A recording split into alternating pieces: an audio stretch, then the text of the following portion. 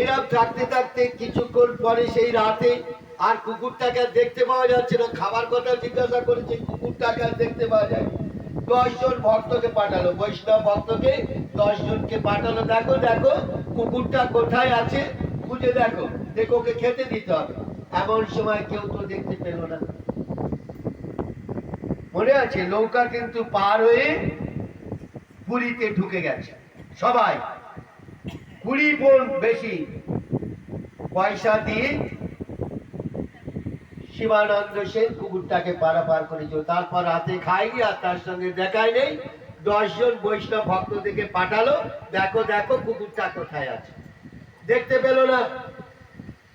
শিবানন্দ সেনের মনটা খুব খারাপ। না পেয়ে এরা সব মহাপ্রভু এখন শ্রীক্ষেত্র পুরী ধামে আছে, এরা সবাই সেখানে দেখা করতে গেলেন। দেখা করতে যেতে সেখানে গিয়ে দেখছে মহাপ্রভুর পাশে সেই কুকুরটি বসে আছে।